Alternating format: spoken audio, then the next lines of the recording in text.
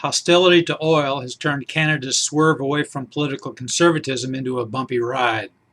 The biggest bump so far is the LEAP Manifesto, creation of documentary filmmaker Avi Lewis and activist and author Naomi Klein, his wife.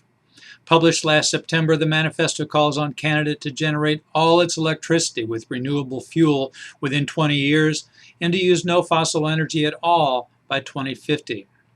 True to a thesis explicit in the subtitle of Klein's latest book, Capitalism versus the Climate, the manifesto doesn't limit itself to energy.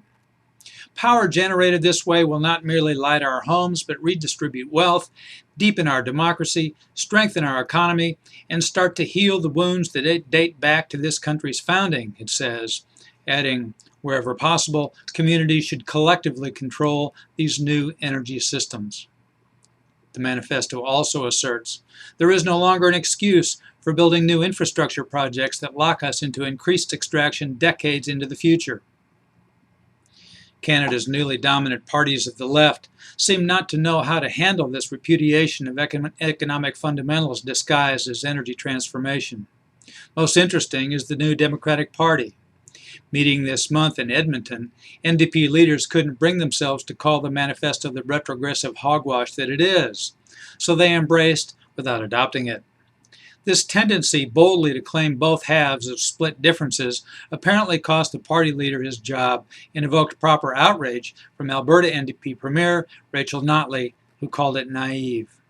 Notley, who a year ago ended decades of Tory control in Alberta, seeks approval of pipelines connecting her province's oil sands with tidewater, projects the LEAP Manifesto abhors.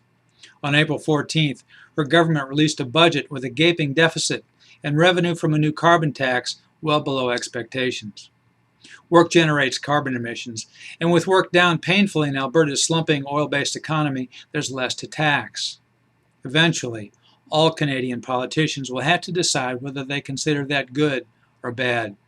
I'm Bob Tippie, editor of Oil and Gas Journal, and that's the editor's perspective that appeared first in text at www.ogj.com on April 15, 2016.